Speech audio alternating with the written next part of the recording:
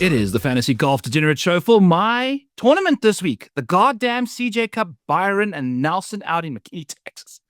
And as always, the show's brought to you by ProphetX. Go over there, sign up with code FG Degenerates to get yourself a deposit bonus on your first deposit.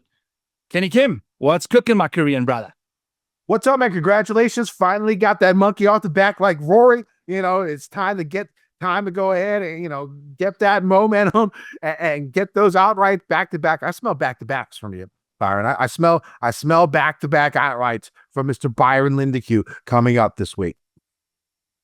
We're just going to take it easy. One bet at a time, Kenny. One bet at a time. But I've already placed those bets and the winner is in the pipeline, hopefully. So had to make a lot of sacrifices this week to get across the line there. We'll chat about that shortly. But Kenny, it was a wonderful week. You were crushing it in the DFS streets again. The single entry you were one of 9 people to get a 6 for 6 in your single entry. Yep. So I like I said last week, I do the $100 single entry, the $44, and the $12, and my cash lineup. All three. So I make 3 lineups. All 3 of the cashed again, same as last week. Last week I finished 5th in the $100 single entry for $2,000. This week I finished 8th for $500. Of course, they had a lower prize pool for the Zurich, which is, that's going to happen for a tournament like that where it doesn't get too much run. But I thoroughly enjoyed it. I thought I like watching it more and more. I mean, of course, it makes sense when I had like 4 guys in the top 11 that I bet on going into Sunday. So definitely piqued my interest when it comes to that. Right. So I enjoyed watching it. I mean, it wasn't on the main TV or anything, but I mean, I still watched it thoroughly. It was really nice. It was good seeing Novak and Griffin. Of course, Byron had that outright on the show last week. I did not. But I did have the Thor Phillips full place, and I had the Wu Lipsky full place. So positive week once again to 14 each ways for the year, 2 outrights, 2 GPP top 10s. We're cooking a little bit now that you got the monkey off your back. I expect wins to come flowing from the South African mind of yours, and I'm expecting big things. Yeah, I did the strolling bets, which had to be canceled due to the Billy Horschel withdrawal. So then I went with biking bets, and that one cashed as well because we had Danny Walker and Ryan Gerard come through for us. So things are looking good, Kenny. The momentum on the Fantasy Golf Degenerates show is rocking and rolling. We could not have more right now, and things are peachy, baby. Life's good, on the golf betting front there for sure. Yeah, I thought Sunday was fun to watch. I mean, I know a lot of people take weeks off during the Zurich, but honestly, it's the only different tournament we get during the year. And I was the same for years where, we didn't even do shows for it. But as the last couple of years have come, I've really started liking watching because it's just a different type of golf.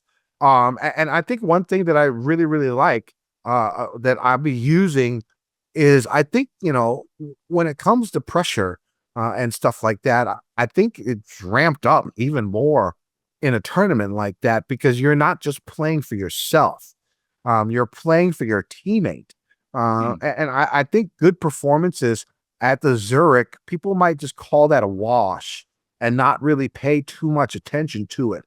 But I'm looking into it a little bit more when it comes to how golfers handle pressure and stuff like that.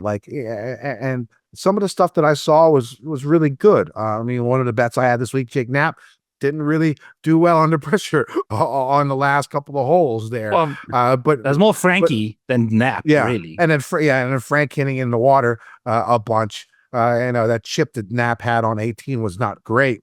But I thoroughly enjoyed it. It was a lot of fun to watch. A lot of guys that you normally don't get to see a lot of coverage from, that you actually get to see playing meaningful golf. You saw guys like Dixon and somebody else. Dixon and Crow. Yeah, it's Dixon, like the Sons of Anarchy guys. Yeah. Yeah, like you don't even know like who these guys are. You've never seen them play. I mean, you saw Lipsky basically, carry Dylan Wu on Sunday. You see Phillips and Thorbjornsen. One thing I didn't know, even when I made the bet last week, is that they're boys. They've been playing together for like decades since they were like little children. They've been playing together, so they know each other's games very, very well.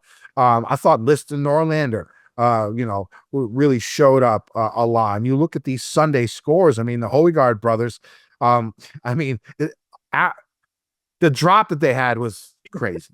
In my egregious, opinion. egregious. I mean, like, okay, again, I would do what they did, right? But if you didn't see this, like, I don't know, I can't tell which brother's which. But one of the brothers, I think it was on 17. Rasmus, he hits it. Yeah, he basically hits it OB. It's about 4 feet from OB, and the rough on isn't 18, that bad. final hole. Yeah. Right. The rough isn't that bad, at the Zurich Classic until you get close to OB, like on 18. Like all that rough with about 10 feet from the OB fence was like thick 1 foot. You can't find your ball in type of rough, and that's where his shot landed. It was about 6 feet from being out of bounds. It would have gone out of bounds if that rough wasn't so thick. That's true. No. And then, they had these tents in front of them, and they were able to drop it to the right of the tent, and they kept dropping it on like the cart path so it wouldn't stay, so they can drop from where it landed on the cart path, and it just kept doing that over and over again until they got far back enough to get a shot that they wanted. Like it was some crazy shit. I was like, this is some wild fucking rules, man. Like I was having flashbacks of the Brian Campbell out of bounds situation. Like if they had landed up winning this fucking thing, Kenny, I would not be mentally sane this week. Yeah. I was definitely fucking with Byron because his coverage was 2 minutes slower than mine. And so he actually so I sent him a text. I think it was on like 18 or something. And it was, they hit a really safe chip on their third shot to get the GIR, left themselves 25 feet for a 2-putt to win. But I told him that he sculled it into the water. I know. So I can mess with Byron a little bit because 80% of it knew you were talking shit, but 20% of me, like the way things have been going, I definitely was like, please, Lord, this not how this happens. But geez, the boys, out of all, I would have expected Novak, having been in those situations a little more, to have been the anchor, the sturdy guy. Was solid. Griffin was nails, man. Nails. Like that birdie putt on 17, that avoided the Hoegaard playoff. Yeah. I mean, this was really big for their careers. First off, like a couple of things that I didn't know. Of course, they get the 2-year exemption, but they're both in their 3rd year of playing on the PGA Tour, right? And so once you hit 5 years of having your tour card, you get retirement money. You get like retirement money based upon how many cuts you've made throughout your career. And so, I mean, for guys who only have like a 5, 6, 7, 8-year career, 10-year career, I mean, this is a really, really big deal for themselves and their family. And they get retirement money from the PGA Tour. And now that they're basically guaranteed to get that retirement money from the PGA Tour, because after this 2-year exemption, they'll both have played 5 years on the PGA Tour, which is, I didn't know that. So, I mean, that's big for them. And both of these guys, we've seen, we thought that they've been close to winning. A lot of the times when you get these exemptions, it frees you up, it frees you up to play more aggressive when you need to play aggressive and stuff like that. And it opens them up to more opportunities to win, I think. So look out for these two. And you're playing with confidence. Exactly. Like it's not just that freedom, you're playing free with more confidence of a win as well. I'm really excited, especially for Novak, to see how he goes, because I think his upside is higher than Griffin's, like just given what he can get up to. But Kenny, Novak, Griffin was a mortgage loan officer 3 years ago, right? I mean, this is the best thing about golf. Yeah. Like in football, someone like me can't Monday queue and just make it onto a football field. Anybody can land up playing in a PGA Tour event. You know, like the path to the PGA Tour is so much shorter if you have the optimal route, but there's no way an average Joe can play any of the big four sports. You know, that's just the best part about golf. And I saw Griffin and Novak, you know, they're obviously now multi-millionaires, but they're just such average people. Ben Griffin was working freaking insurance like 4 years ago. I mean, Novak hosts a fucking football podcast like we do with the boys and shit like that, right? He's like one of the boys. He hosts like a football podcast like us three, right? Like in the basement of his house. He just talks shop about football because he likes it, you know? Just normal fucking dudes, right? What a normal dude. Yeah. And that's the best, man. I do want to hear how your day went because, you know, the sweat must have been unreal because, like, you know, if you've been listening to the show long enough, you know, Byron's been on an outright slump for a little bit of time. He's come close as shit multiple times this season, but he hasn't been able to get through across the board. So I know you had to be sweating. Like, what does your day consist of? Because I know at one point in time you said you weren't even watching. No, so I'll start actually with my week, how my week went, because the tournament started, got all the content done. Wednesday night, I bite into a beef stick, and you know me, my teeth aren't the best. They're terrible. Like, I've got a million crowns in my mouth. I'm like, my mouth is the most expensive part of my body by a million miles, and instant pain. I'm like, oh God, here we go. Pop a couple ibuprofens, take a snooze that night. I wake up the next day, it's fine. Thursday afternoon, it rolls around, Kenny, and nothing could stop the pain. Like, I had incredible pain. Tooth pain's the worst. Tooth pain's the worst, dude. And my child was just like crying, and I came the closest to just like losing my shit, you know, like entirely. Anyway, long story short, I have an emergency dentist appointment to get my tooth yanked. So I go to this dentist. Now, if you find a dentist that open on a 7 o'clock at nighttime on Friday in Des Moines, probably not the best dentist in the world, okay? Like, all of the good dentists have made their money, they're closing shop. They get like Friday afternoons off, never mind staying out for 7. I show up there, I know which part of town it is. It's not the greatest part of town, start off with. As I arrive, I see it's a freaking concrete block, like a jail, like a freaking police station. This dentist is in there. So I walk in, the door doesn't open. The lady had to come and like open it for me, even though they were open still. I speak to her. I'd called earlier to make my appointment. I was not in the system. So I go and I sit down in the lobby area, call the place that I thought I'd made the appointment at. I hear the phone ring, she answers, and we start having a conversation, and we stay in the same room. So that's how that started. We eventually get it figured out. Some chick that knew all the details that we needed was sitting there with her feet on the desk, strolling through her phone, eating like broccoli out of a dish. And when we finally got to like a stalemate point, she showed up and said, no, these are what you need to do in order to like fill out these forms. Because like I wasn't in the system. The dentist sent the email to them. They didn't even see the email in their inbox. I had to tell them, look in your email box to see if it's there. They open it. They don't have the credentials to view a dentist email.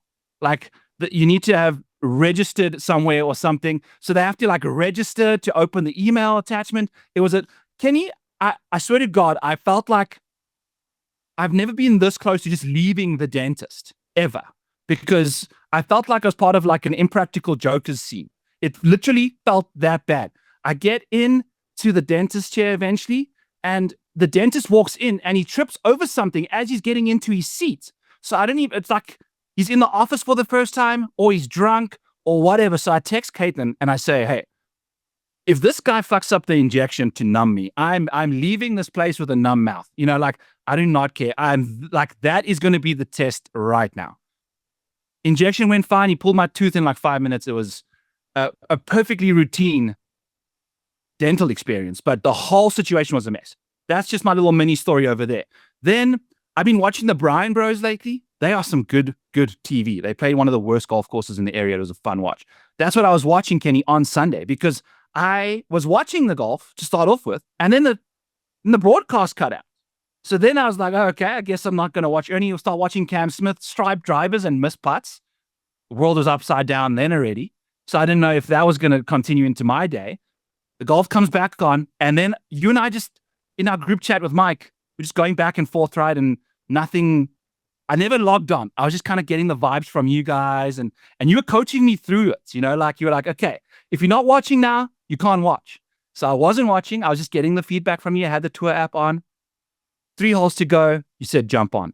And then, you know, I had the gummies and stuff. You know, I have to do the gummies when I got an outright in contention because otherwise I'm just a nervous wreck, you know. It's either that or booze. I prefer the gummies. So just sit there. And then I couldn't believe how Andrew Novak almost hit in the water on 17. And then when the Twins almost made birdie from the freaking OB, I knew that was Brian Campbell 2.0 again. I was just going to expect it. It didn't happen, but we got across the goddamn line. And it was kind of sweat-free once Ben Griffin hit that piercing fade into the middle of the fairway. It was game over. Yeah, it was over. Yeah. Anything could have happened off the tee, and I'm glad it was him and not Novak because that was water ball central if Novak hit it in there. So it was a fun week, a fun Sunday. I had my child on the floor on her back, and she rolled over for the first time onto her stomach. I did not see it. I was watching Ben Griffin and Andrew Novak try to win this golf That's the tournament. sacrifice that you had to make to the golfing I lost gods. a tooth. I lost a child moment, like a child's first, like you'll never have again. Mm-hmm. I'm like watching the golf. It was during the drop. Like that's what I was so engrossed in. And then I look at her and she's like on her face. And I'm like, Jesus Christ, she just rolled over. But a great Sunday afternoon, if I do say so myself. Yeah, I mean, I thought, again, it was a fun watch. And then, of course, we had a couple of other events. You know, we had the LIV event. Are you worried about Bryson at all? Yeah, that's the Sunday scaries. That's 3 straight Sundays where he's had issues. Basically, he was in the lead going into Sunday.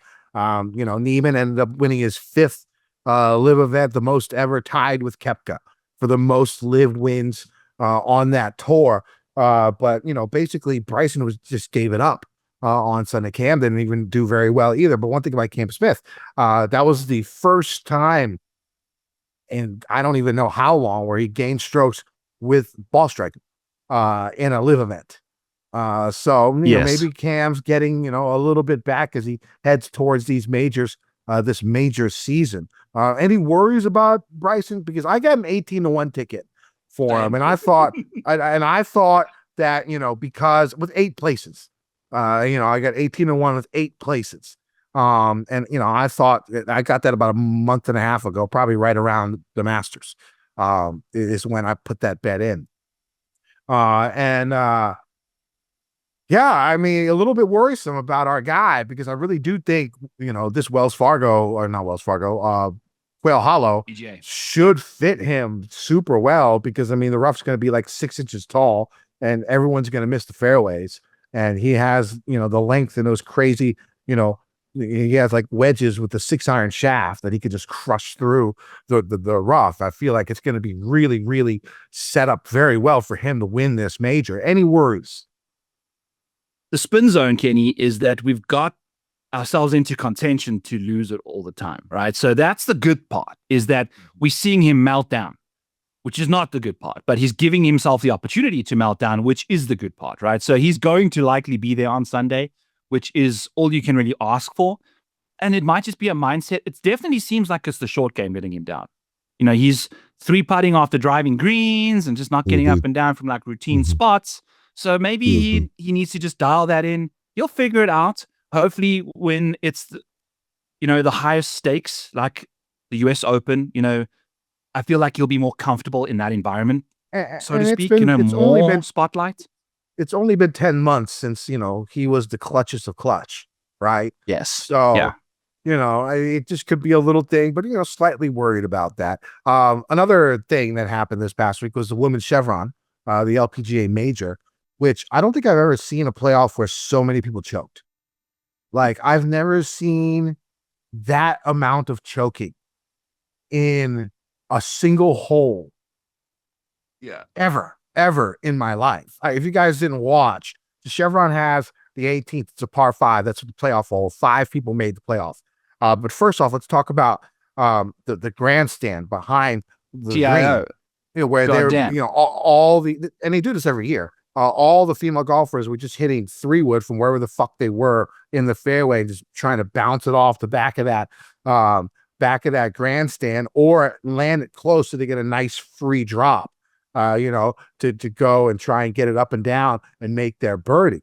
So we saw Aria, I can't pronounce it, Aria J. She had the lead, on 18, hit it there in 2, and then whiffed a chip, like hit the chip 2 inches. And I was like, I've never seen that before. Someone who has the lead in a major on the final hole, and all they need is par to win, and they whiff a chip. Like, I was shocked about that. Then we get to the playoff on 18, and everyone does their thing. No one really has, a lot of people, hit it over the green. Couple of people lay up. But Yin, the girl Yin, she hits this. Yeah, she hits this amazing approach shot with her 3-wood. It was just sickening, and she leaves it within like 18 feet for eagle. 3 putts from 18 feet. And then this little, I don't know where she's from, Saigo, makes the birdie. She's the only golfer to birdie the par 5 out of 5 literally golfers. A chipping contest. Yeah, of 5 golfers in the playoff. I mean, that's some nerves right there. That was some wild stuff. Like, if this happened in a men's major, or if it happened to like a Nelly or or somebody like that. The reason why I didn't get that much run is you just had 5 slanty-eyed women out there who no one knew. No one knew. And I can say that because I got slanty eyes. But you had mad slants out there. Oh, funny story. I had a buddy of mine who, when he was younger, he had this crazy drunk uncle. It was funny. And he asked his uncle all these questions. And his uncle was dating an Asian woman at the same time. And they were, this was like when they were, teenager years. And my buddy asked him, like, how's a pussy? And he was like, oh, it's slanty. It's sideways. That's how Asian people have their vagina. And so my buddy for years, until I guess he saw porn, until he saw porno for the first time. I guess for years, he thought Asian women had, horizontal vaginas, which I just thought was hilarious. But anyway, Jesus Christ. I don't know why that story just came up to my mind. I didn't even think about it. Usually I think about the stories that I'm going to say before the show comes on, and that one just popped into my head for some reason. But so it didn't get that much run. It's understandable. I mean, like, Americans don't want to see like 5, people from Asia, winning, watch their event. It's not like the most fun thing to watch. Like if Nelly was in there, or hot ass, what's her name? Lexi, Charlie. Well, Lexi was. This is Lexi's best chance to pull a fucking roaring, right? Win a major after 10 years after winning another, 10 years after, winning one. And she was, 6 under going into the final round, and she just blew it. All she needed to do was shoot 1 under, and she's in the playoff. But I mean, that's Lexi for you. But we're talking a little women's golf here, all the stuff, and slanty pussies. That's how we roll on the Fantasy Golf Degenerates podcast. Kenny, for the TRO stuff, what would happen if they just played the course? Because everyone plays it the same. It's not like they're putting up these tents at different times of the day. They are there all the time, the whole week. How would the pros adapt their game if they were to realize that you're not getting relief from these tents? I mean, from the women's event, it would have changed the entire 18th hole. There would have been a lot of layups. Yes, is probably what we would have seen. Probably would have been a lot more layups.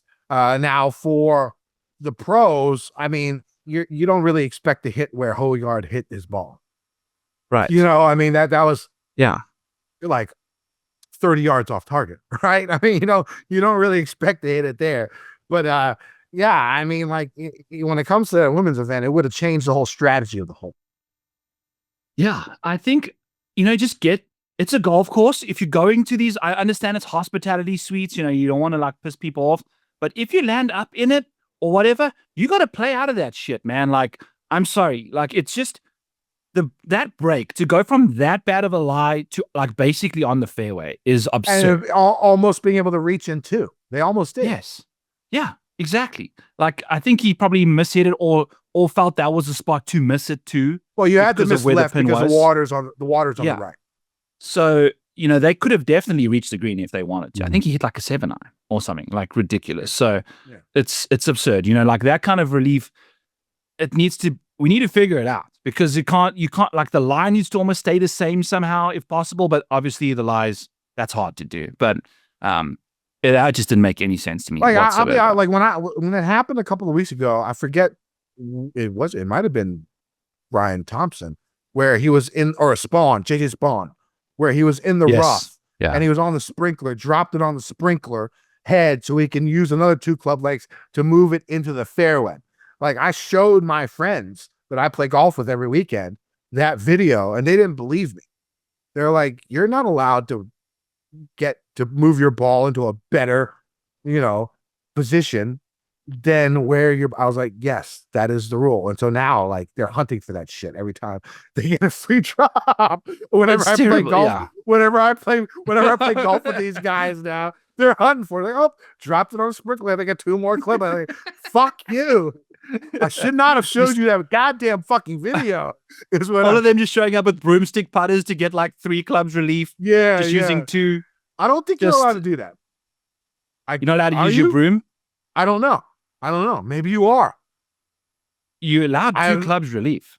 Yeah, but I mean, like, your broomstick, the broomstick's like 4 feet. Yeah. I mean, yeah, that's, I know. I mean, Jesus Christ, yeah. That's 8 feet of radius there. You know, you can go any direction from there. You could place it in another state if you wanted to.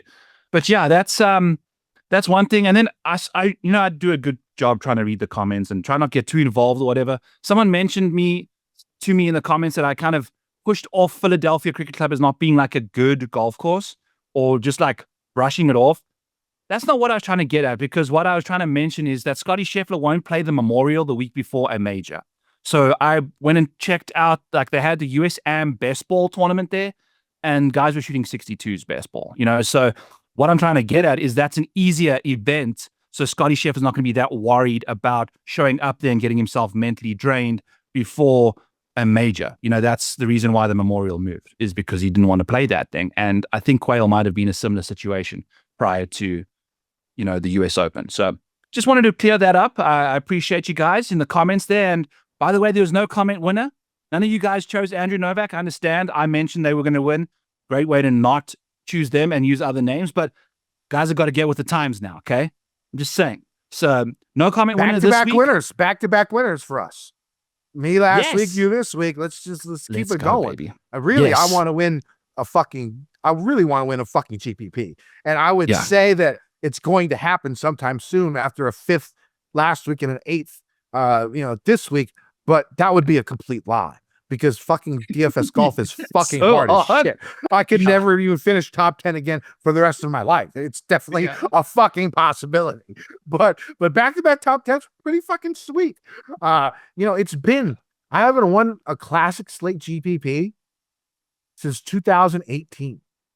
I've won 3 classic GPPs from 2016 to 2018. I haven't won since. I've won 3 showdown GPPs, but those are all when showdown first started and like no one knew what they were doing. Like, I'm really good at that. I'm really good at GPPs when no one knows what the fuck they're doing. So like in the beginning, when DFS first started, that's when I won those GPPs. When showdown first started, that's when I won those GPPs. I won 4 tennis GPPs when tennis first started. Haven't won any of those since, after the first year. After the first year, I basically stopped playing because everyone caught on. I had no fucking chance anymore. So I think I'm getting closer, with the new way that I'm playing. I really like the way that, I have 14 golfers, 3 lineups, and it really makes you focus on guys you really, really fucking like, right? And the thing is, I wish I'd been doing this longer, because I feel like what held me back when I was mass multi-entering was the fact that I'd have some schlubs at the bottom just to fill out lineups. You know what I'm saying? And not go 60, 70% on guys that are, 7K. That was probably an error on my part. I think if I ever go back to mass multi-entering, I think what I will do is I would condense my player pool, because usually when I made 50 lineups, I'd have anywhere between 28 and 36 golfers, right? And that's the way I would do it. I'd have like 6 golfers, 30% or more personally owned, and everybody else was 20%, basically just fillers. And then I had low 6K guys. I some of them would only be 10% for them. I think if I go back to mass multi-entering at some point in time, I think I'm going to condense everything. Now, the issue with that, of course, is I'm sort of a conservative player. So, I don't want to lose hundreds of dollars every week. That's why I play cash, right? The cash is to try and save it, because even if I lose all my GPPs, if I win in cash, I'm winning 80% of my money back that I put in, right, for the week. So that's why I play cash lineups. But what will happen is if I condense it to maybe 20 golfers, 22 golfers for 50 lineups or something like that. I think the big weeks, you're more likely to hit, instead of just trying to hope for that one single lineup, right? But the bad weeks, you're going to lose everything. Yeah. You're going to lose everything. And so that's why I'm sort of hesitant to go back. But I mean, everything's going well. I think it's been like 8 to 10 weeks that I've been doing this, where I've only been doing, single entries, 3 lineups total. But I think I've found my little niche there. 3 lineups, 14 golfers rostered. That means 4 golfers are doubled. You know what I'm saying? 4 golfers are in multiple lineups. And so I think that's how I'm going to go about it now. We'll see. DFS is hard. Like I said, I would say I'm going to take one down, but I honestly don't know. We're going to try.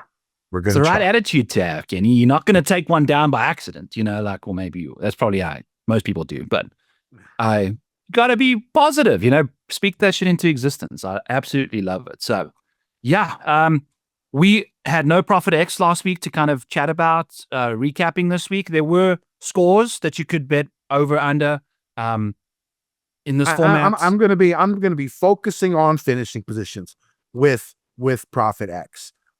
That's what I'm going to work. I'm going to pick, my favorite golfers and try and request numbers that are much better than what books are given.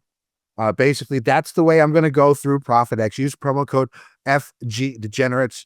You only get 1.5% back on your first edition. But like we've talked about in the last couple of weeks, ProphetX is not a book. It is not a sports book. It is peer versus peer gambling. And so they're only taking 2% from your winnings. That's basically what they are taking. So you can't ask them for like $1,000 deposit bonuses and stuff like that. It just wouldn't make sense for them financially, because they're not a sports book.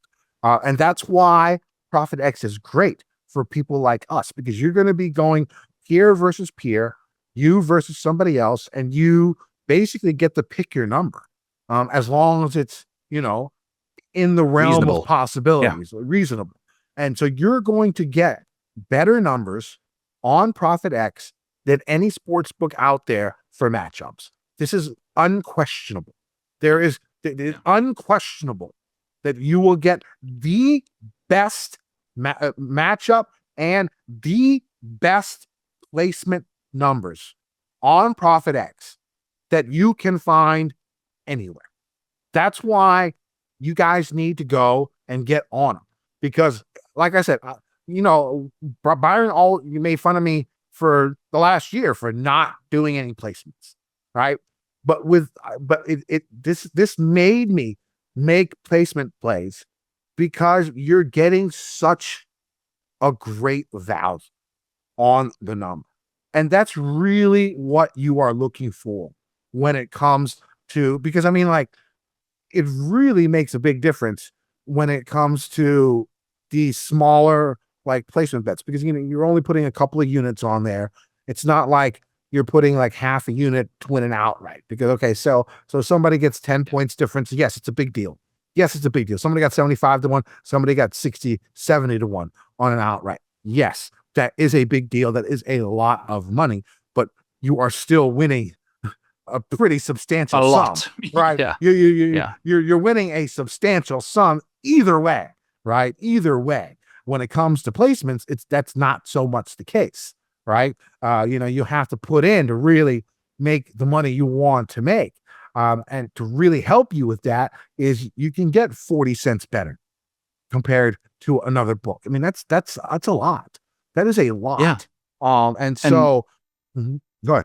Placement plays, we can go the other side as well. And if you're looking to fade someone in the golf markets, the only way you could have done that historically was to have them miss the cut or in a matchup, but then you have to rely on the other person to come to the party as well. Now you can just say, he's not going to finish top 10. I don't think he's going to do it. You can make that play. That play's out there for you to make. And it's, like you said, it's like a 2% commission that goes to ProphetX. So you're not getting juiced on that at all like you do at these other places. So it's really, really fun. And when it comes to placements, Kenny, you land up losing more than you win because you're betting plus 150, depending how you bet. With me, I go ahead and I use like a volume buckshot type approach for the most part, where I've got like 8 guys out there. And if 2 or 3 of them come through, then you're Gucci, so you're going to be losing more than you win if you're betting plus money. So that's the situation. Do you have any placement numbers from other books right now? Do you know what a Scotty top 5 is? Oh boy, if he's plus 250, he's going to be like minus 250, I think, for a top 5. Minus 200. Don't worry about it. I'm pulling it up. Right. Minus 150. Okay. Ties paid in full if you go without. So minus 150 at a book, you might be able to get minus 120. You might be able to get minus 110, right? I think that's what I'm going to do this week for Scott, because I am definitely worried about him. Definitely worried in a good about way. him. Like, think that he's going to win the tournament. Yes, I think that he could definitely win this event. I mean, with the people that he's playing against, I don't have the stones to do a plus 250 outright for him.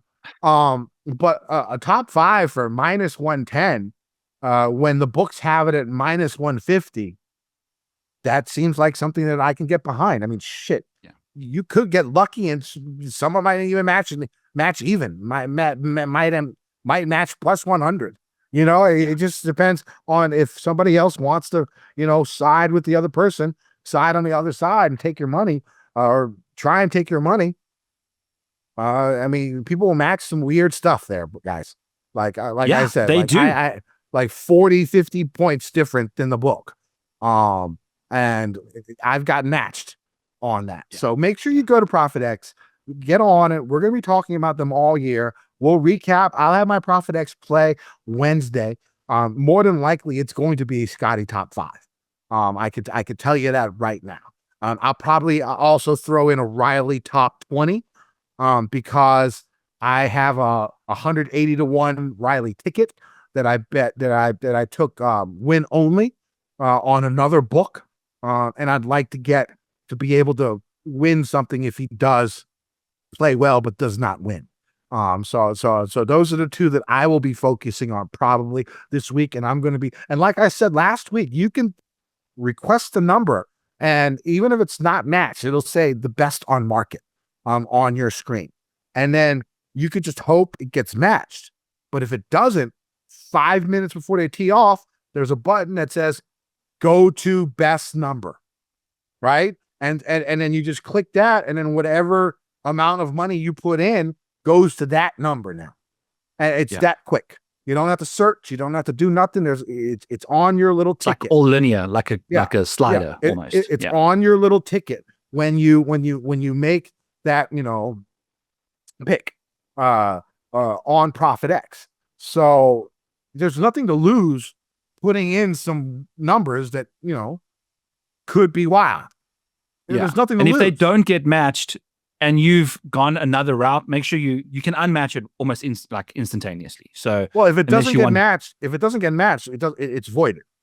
It's voided. correct. But once you've gone the other route, in case someone comes in backdoor out of nowhere, then you've got double the amount of exposure out there. Oh, no. You That's why can- that's why you have the button on your ticket. Yes. I don't know if you've noticed, there's a button on your tickets that says, best existing number.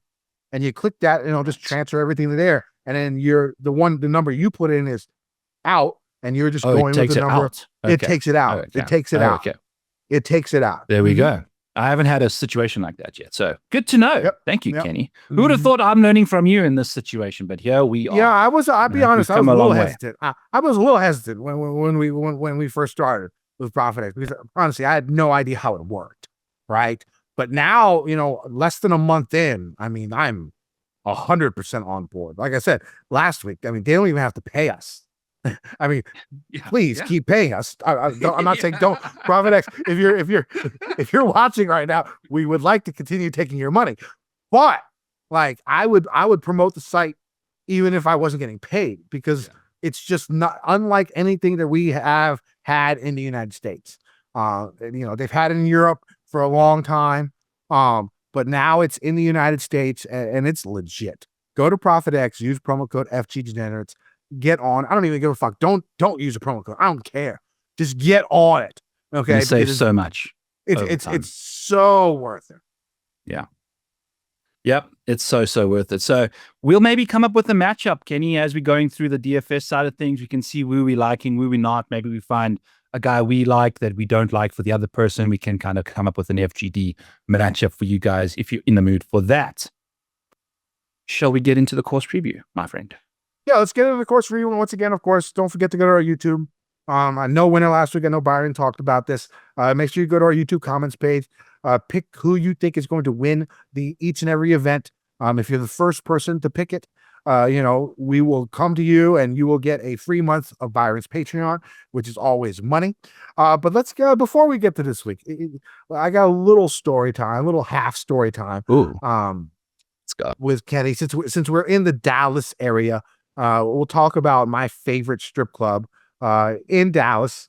It is called Chicas Locas. If you're there for the event, if you're looking for like cheap dive strip club, Chicas Locas. If you're looking for a nice, more upscale, little bit more upscale, Spearmint Rhino. Those are the two that you should probably head to if you're going to be in Dallas this week for the CJ Cup at Byron Nelson. So my favorite is Chicas Locas. It's basically nobody speaks English, which is great. It's amazing. You don't want to hear women speak. I'm kidding, ladies. I'm kidding to the 2 women, to the 8 women, that are listening. I'm kidding. But they don't speak very much English. Okay.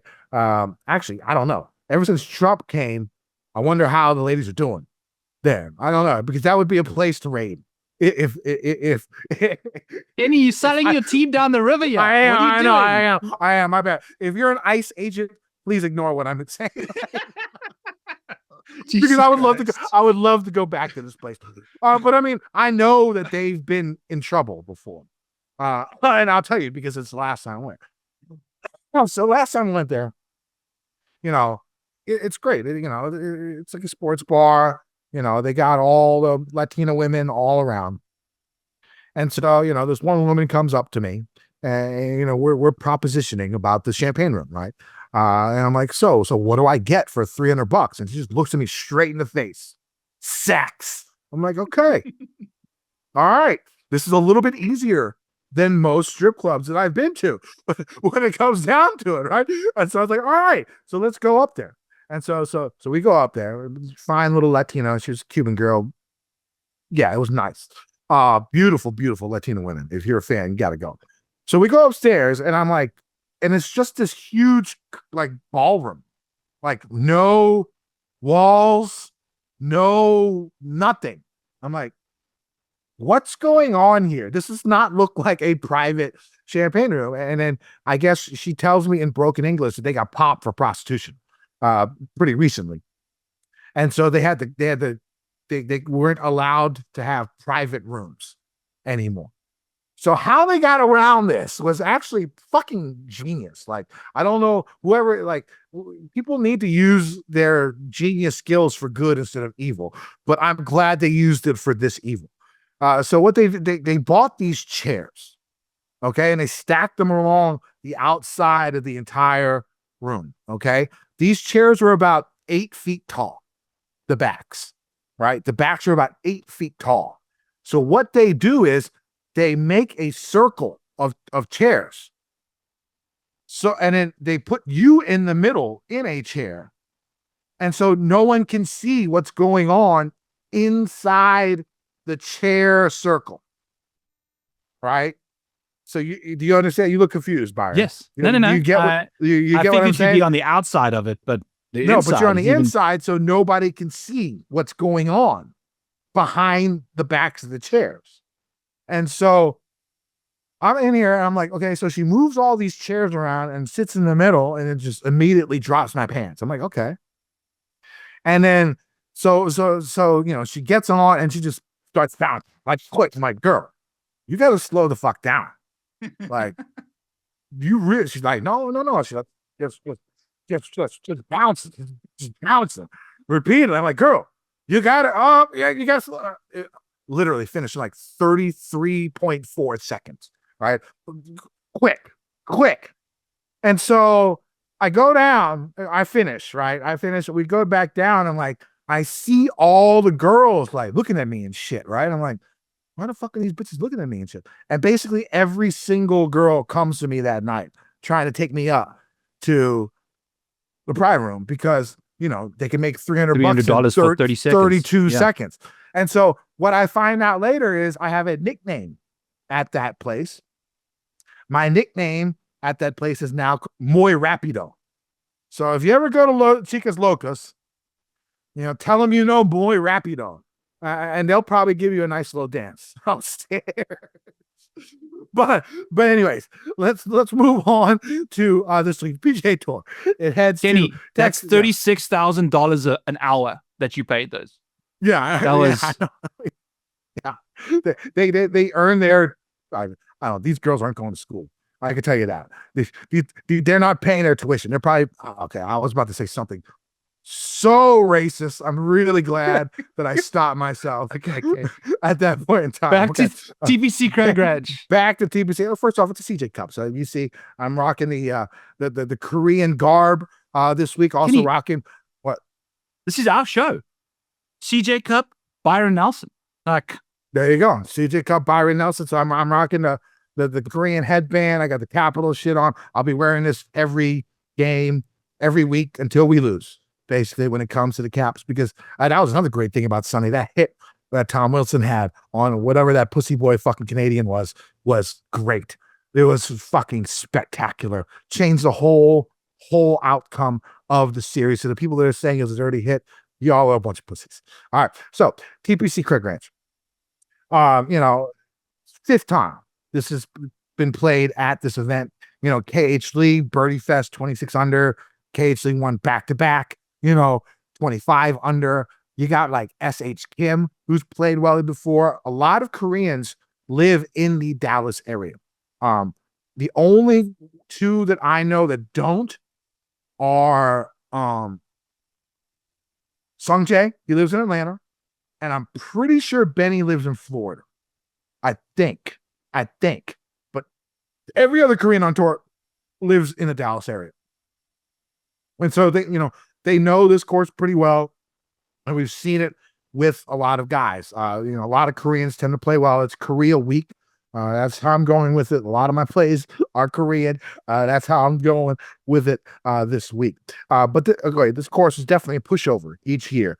During the first 2 rounds with the leader after round 1, usually in the high single digits, low double digits under par. You're looking at like, mid to high teens under par after round 2 is basically what you're seeing with winning scores in the mid 20s, right? Is what you have seen at this event. Well, they changed it a little bit this year. That they definitely grew the rough about 3/4 of an inch. They've narrowed the fairways, and they've also lengthened the course. It's a 7,600-yard par 71 now. That is pretty long. It is pretty long. Like I'm not saying that shorter golfers can't compete here, because the greens are usually soft. The greens are usually watered because of the heat and stuff that they have here. So they water the greens every day. They play soft. So if you're shorter and you're a good long iron player, you're well, in In the mix. in the mix as well. But definitely 7,600-yard par 71 is long. It's 3 par 5s, 4 par 3s.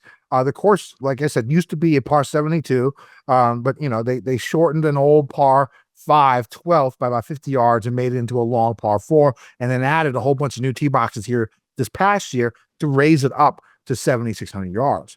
I think this should keep the winning score. I don't think it's gonna, with all these changes, I don't expect it to be easy. I don't expect it to be hard, right? I still expect 20 under plus to be the winning score. And I do still think it's a birdie barrage. But what I do think it does, it just gives a slighter edge, I think, to longer hitters than what it has been previous. But again, like I said, it's not end all be all with the length. Now, half of the par 4s are fairly long, measuring between 450 and 500 yards. These will be some of the most difficult holes on the course, along with the 3 par 3s over 200 yards. So, 175 to 200, 200 plus, you're going to want to look at those stats when it comes to irons. There are also a couple of shorter par 4s, which could be drivable off the tee.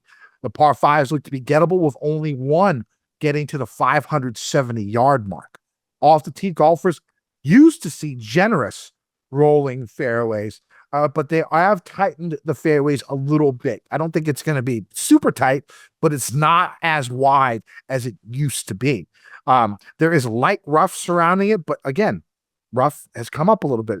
2.5 inches last year, 3.25 this year. They have some trees and a bunch of bunkers in play. Water is in play on about 13 holes. Now, we're not talking about Florida-like pond water. A creek basically runs through the majority of the course. This creek meanders throughout the entire course. And that's basically the main part of water that you're going to see on these 13 holes. Also, the trees aren't that close to the edge of the fairways and are sporadic in nature, which, makes it so I think accuracy off the tee, which always helps, but I don't think it's going to be like a necessity, especially if you can hit the ball far. Now, another big thing is it used to be zoysia off fairways here, which caused a lot of flyers. They overseeded it with ryegrass this year, so it's no more zoysia on there. It's again, zoysia is more prevalent in Australia and Asia. So, technically you can see why Koreans have done well. They're used to it, but now it comes back and it's more of a ryegrass of fairways. Now, on approaches, golfers are going to see above average size pure bent grass greens. Bunkers will be in play, but we will probably see a high green and regulation rate for the week unless the winds really pick up. And the weather is sort of funny this week. The first 2 days look very calm. The first 2 days look like scoring is going to be very, very low, especially with some strong, heavy rain on Wednesday. It's possible we see lift clean place on Thursday. And if that's the case, expect, course records in minus 10s, minus 11s, expect those when you come in to it. And I really think you guys, we really need guys who can make a lot of birdies and who can play the par 5s very, very well. You're going to need that. You're going to want those eagle chances. I think that's what you're going to need. Green speed looks to be around 11.5 on the stip. And I'm pretty sure they're going to water the greens daily because of the higher temps and lots of sun, because that's what we've seen. Now, on the weekend, it's supposed to be windy, like 30-mile-per-hour gusts at some point in time. I played on Sunday, and I played 35-mile-per-hour gusts, and I don't know how you can possibly play golf in conditions like that. Like Like I played on trying to Saturday figure- too, and my ball was just constantly flying off the tee. I have no Yeah. idea what the fuck you're supposed to do in that situation. Like it amazes me what golfers do in the wind like that, because I'm hitting my final hole was wind directly in my face. I was 140 out. I hit a 6-iron. Shit been hot. I usually hit my 6-iron like 170, 174 around there. I hit a 140 6-iron. So I mean, yeah, expect some wind. So I mean, when it comes, I got a question for you, Byron. When it comes to conditions like this, and you see like easy scoring conditions on Thursday and Friday, but more difficult on Saturday and Sunday, how do you go about picking golfers? For me, I will say that I only pay attention to Thursday and Friday, because once you get to the weekend, you know, anything can happen. What about you? Yeah, I'd imagine it's like a baseball thing. You want your guys to advance. Give yourself a shot. Get to the dance. Whether or not you got the cha-cha and they're playing rap, you'll figure it out. You know, just have another couple beers and let your feet move the way it needs to. But you can't dance with the girl if you're not at the dance. And you got to get through the easy conditions in order to do that. So I think that's definitely the way to go. And Kenny, like you said, that information for Thursday and Friday is the most reliable / accurate that we have. Yes. Weather forecasts 4 or 5 days out can easily change. So yeah. And even when we think the weather's easy, sometimes it's not. Like, I am so sick and tired of trying to predict weather. Jesus Christ. If I'd, you know, like you get into showdown stuff and you think, it's so frustrating, man, because you're literally looking at the screen telling you something, and then the next day you're just looking at these guys. The lake is crystal clear. So it's crazy to think. But, you know, sometimes there's an edge, sometimes there isn't. So I think just play your guys, whether or not, you know, it's going to be easy regardless. I'm really focusing on the first 2 days. And so what I'm looking for in most of the golfers that I think I'm going to roster, somebody who's long, doesn't have to be, but that's probably the least important thing. But something I like to see, somebody who's long, somebody who's good with their mid to long irons, somebody who could putt, and somebody who makes a lot of good birdies. So basically like an all-around great golfer like Scotty Scheffler. But no, that's not exactly what I'm looking for. Like, if you got a couple of those things, like if you could bomb it and putt, I'd be down with you. I'd be down with you. If you could bomb it and putt, I'm in. Because you're going to need a lot of birdies. You're going to need, I don't know, 25 to 30 birdies this week to win. Basically, is what it comes down to. What are you looking for in golfers this week? Yeah, I think, you know, like I always have the good shot metrics. A good shot's when you gain over half a stroke on a single approach shot. At this golf course, you mentioned, Kenny, it's 7,600 yard, par 71. The guys make tons of birdies, but if you off with your long irons, you're not going to be hitting the balls, because a lot of the reason why these courses are so easy is because there's certain areas of the green that the pin is in a bowl, and, you know, the ball will roll back to like 4 or 5 feet if you hit the ball. But if it wasn't in a bowl, you know, you could have a 15, 20 footer instead. So if you miss the ball entirely, then you're putting into the ball and trying, you know, like, so you've got to have your long irons dialed. I think that is the most important part. And, you know, you're not going to, predicting a good like spike putting performance is always difficult. So you got to have that distance for sure. And like you mentioned, when it's softer like this, the guys with distance, when their ball does fly offline, it's not bouncing in the rough and continuing into the shit. It's just landing, you know, like, and stopping there. So the danger for them is minimized because their scatter plot kind of organically gets narrowed down, you know, because of the weather. So that's all my guys just hit absolute. And don't you think that's the case for soft conditions, which is probably what we're going to see, right? Yes.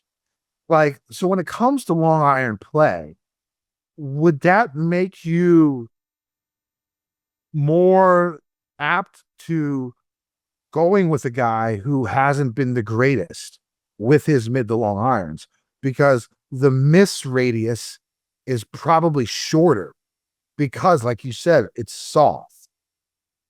Like, or do you think you would take less into account if they're a shitty iron player? I mean, to me, I think you need 2 out of 3. I think you need to be long, a good mid iron to long iron player, or you could put your ass on. I think you need two of those three this week. Right. Yeah. If you are chipping too often this week, you're not making birdies, unless you're on the par fives. So, that's not a criteria that we're really weighing at all this week. So, but what do you think about my take on the long iron play? And maybe as long as there's a complementary backup for you, like if you're a shitty putter and your iron, obviously you're just not a great option, So I think you do have to have either high birdie rate makes or play easy courses very well, even if you are a bad long iron player. You got to find another metric that kind of supports your guy's case. And also, I think one thing that when it comes to long iron play, when you look at it, is not everyone's going to be hitting the long irons from the longer par fives, because if you got a guy who can hit it 320 in the air, 330 in the air, and get it down there, what would you rather have? Would you rather have a guy who can hit it 330 and is going to be hitting a 6 iron into the green, or a guy who hits at 290 and who's okay, let me rephrase this. A guy who hits at 330 who's not a good mid to long iron player, who has a 6 iron in, or would you rather have a guy who hits it to 290 and is a good mid to long iron player? Like, I sort of think it crosses it off. It sort of mixes each other out. What do you think? Yeah, I mean, it's all if you're like really bad with the wedges and mid irons, then no. But I think if it's the same kind of route, if you losing fractions, I think it's just easier. These guys are so good anyway. The margins are so small for them. Yeah. So being 30 yards further down there definitely helps. And the reason I'm saying this, go ahead. I'm sorry. It'll just be exacerbated by the soft conditions. The guys that have to hit short drives, they're going to have even longer irons in, so they're going to have to be really good with those long irons compared to a guy that can just get all carry. The reason I'm asking this is my hustler play of the week, and one of my favorite plays is like the worst iron player in the field. So we'll see. Well, he's also we'll see. He's also one of the longest and one of the best putters and one of the best birdie makers. So when you get there, I'm gonna dive into his approach profile, because you can be a bad long iron player, but it doesn't mean that you don't hit good long iron shots. It just probably means that you hit really shitty ones as well. Like your misses are really bad. Very bad. In the water or something like that. Whereas, you could still have good spike potential with the long iron player. That's why in my models, I've got the good shot rates. The poor shot avoidance rate at a golf course like this doesn't make as much sense to me. Like playing for par, not going to help you. Yeah, you got to be gunning at flags, even with the long iron. So aggression is a good thing to have this week. And I think a guy with distance typically has aggressive gameplay in general, So I like it, Kenny. I like it a lot. All right. Should we get into some kickback golf bets for this week? We've spoken, both of us, and I've got an engage 8 situation going on here, Kenny. We're blitzing the field with 8 golfers at odds. I got a 28 and above, a 45, and then the rest are 60. So we're going to rattle them off. Do you want to go first, or you want to hear my boys? Sure. I'll go first. Just make sure you go to kickbackgolf.com, use promo code FGD, right? That's our code, FGD 15. Save yourself 50% on all of their cool merchandise, all of their cool gear. We'll go ahead. They sent me some cool t-shirts. They sent me a really cool shirt. It was a Masters logo, which I'm sure they'll get sued for. And I thought the same thing. And then on the back, it has the picture of Hideki's caddy bowing to Augusta National, which I thought was a really, really cool t-shirt. I don't know if they're selling those. Maybe they are. Go check it out on kickbackgolf.com. But my card for this week, it's a big one. First off, I'm going to start with the Korean. I got to start with the Korean. I'm wearing the headband. This is the CJ Cup. We're going with the Korean. 3 Koreans have won here in the last 6 years. And I'm not going with the Korean that I've seen a lot today. I like Siwoo. My Korean. I'll probably use him in DFS, but I'm going Benny on 22 to 1 with 8 places. I've been saying he's due for a win for over a year now. And it's not like this guy can't win. He won on a DP World Tour in October. 5 worldwide wins, 2 on the DP World Tour, 1 on the Challenge Tour, 1 on the Korn Ferry Tour, and 1 on the Korean Tour. He was also the youngest ever at that time to win the U.S. Amateur. Like, Benny can win, okay? The only thing missing is a PGA win, and I think it happens this week. His iron game has been less than stellar this season, but he found a small, he's found something here recently. He's gained a small amount of strokes with his irons in 3 straight events. So now I'm hoping for a spike week to come, on an easy course, which is what I'm hoping. He gained 3.2 strokes putting here last year on his way to a 4th place finish, finished 14th here 2 years ago. His length off the tee, I think, will be helpful. Next, it's going to be Jake Knapp. I took him 60-1 with no places on DK last night.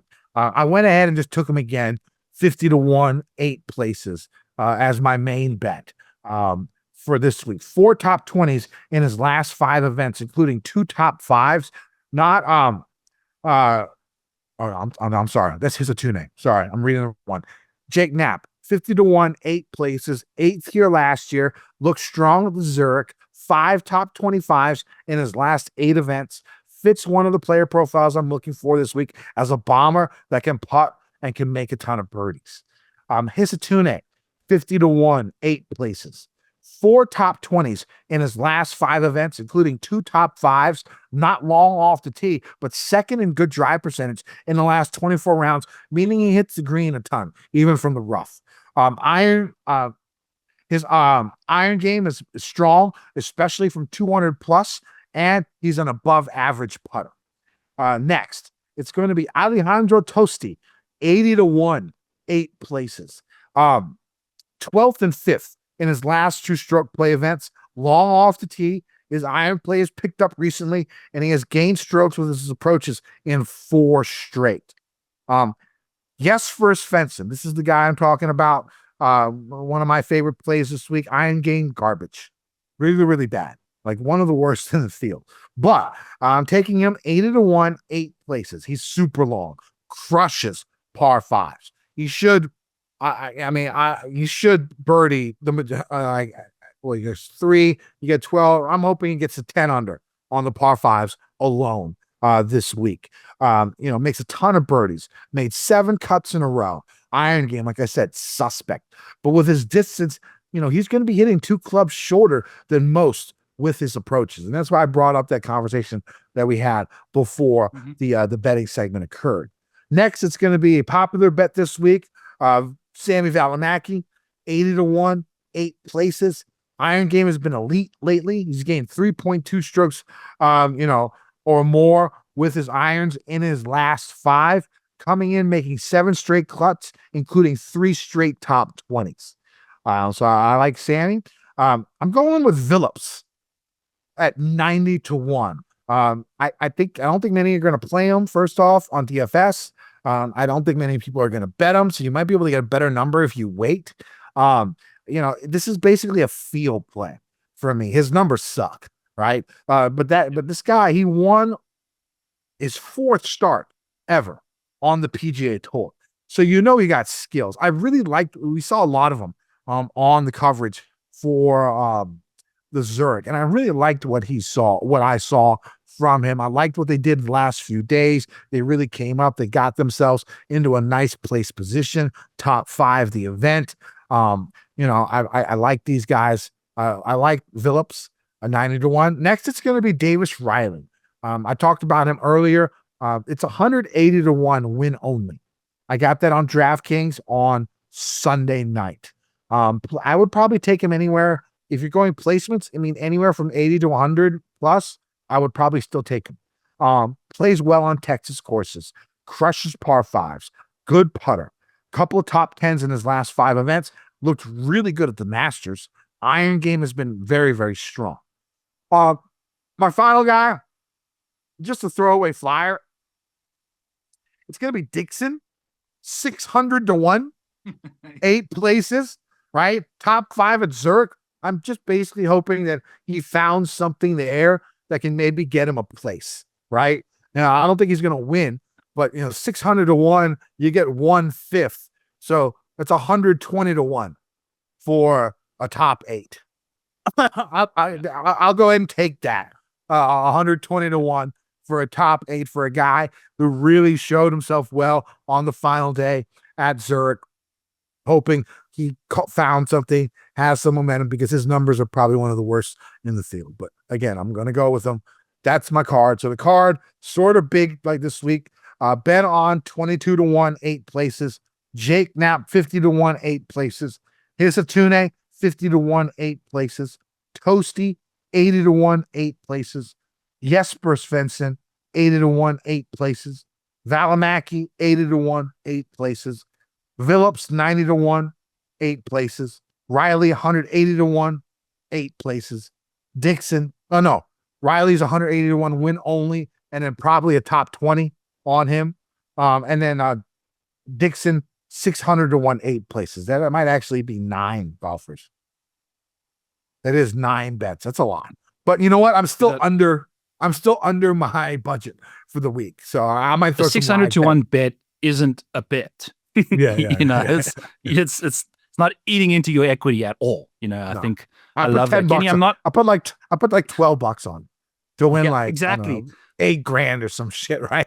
And then what, $1,000 if he finishes top 8? That's totally cool. I'm all aboard that. I'm surprised you never did your little trick with the DraftKings where you go and you get 2 Davis Riley tickets so that you can cash out the top 20 kind of bet on him. I should have. I just didn't pick him. Yeah. I'm just reminding you, so next time you can be better, Kenny.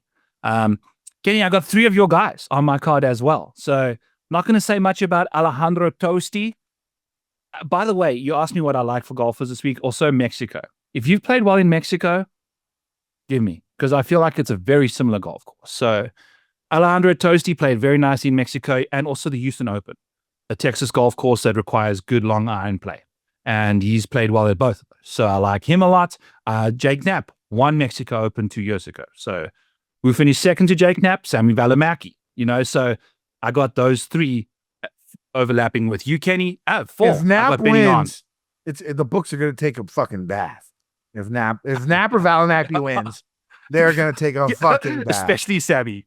Yeah, at 125, I got 125 for Sammy this morning, and that number's wrong, man. His iron play has been so goddamn good. He gained 8 strokes at the Houston Open on approach, and we saw him charging up the leaderboard there, played quite nicely at the Mexico Open a couple of years ago.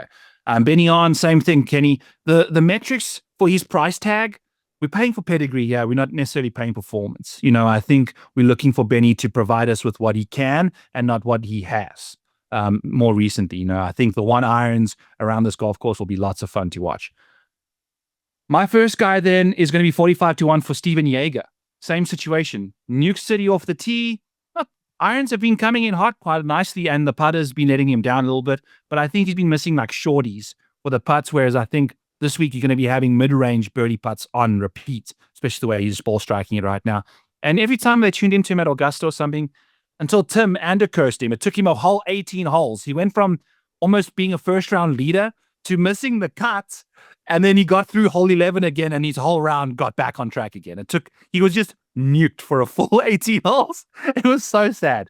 But he survived it. Looks like he's making a bit of a comeback. Yeah. So 45 to 1 for Yeager. I'm taking Nikolai Højgaard, not Rasmus, in that final hole. Rasmus was the one that snap hooked it into the bushes, and Nikolai just seemed to be the one that was composed. In my opinion, their game is very similar. They got the distance. They're great long iron players. Nikolai, not the greatest putter, but, birdie makers, obviously. We saw this week. So I'm glad that you added Nikolai Højgaard, because if he wins, at least one of us will have him, because I bet him on the shitter this morning, and I cashed out to go for some other guys. So, okay. If one, I'm glad you got him on the card, because if he wins, then at least one of us got him. Yeah. His price, I think Rasmus was like 40 to 1. So I just didn't see why, if his brother wasn't in the field, maybe I missed like 5 of his last 6 cuts. That's probably why. But they did look good at Zurich. yeah, in my head, I was just thinking about the last 3 holes I watched him play. Another name, Ryan Gerard, your guy that you bet at the Valero. I don't mind that at all. I think this week, great long iron player. I think he's one of these dudes that's playing some great golf as well. Him and Danny Walker were flirting with top 5s. They at one point they're on the top of the leaderboard, on Sunday. So before we started watching Ernie Els and Bernard Langer. So those two can absolutely get it done for us. Moving on down, Aldrich Potgieter, my boy, Mexico Open comp, baby. 225 to 1 this morning. So I've bet him with the each way places. These are all Bet Rivers each ways, and I think Aldi is bet 365 each way there too. And I've bet the top 10, and I've bet the top 20, and I bet the top 30 on him. I laddered him at ridiculous odds. His top 30 started at plus 200. I feel like his floor on this course is quite high. His chipping is the biggest issue, and you're not going to be chipping all that much. Yeah, and the chipping isn't going to. Yes, if he's chipping, he's not winning this thing anyway.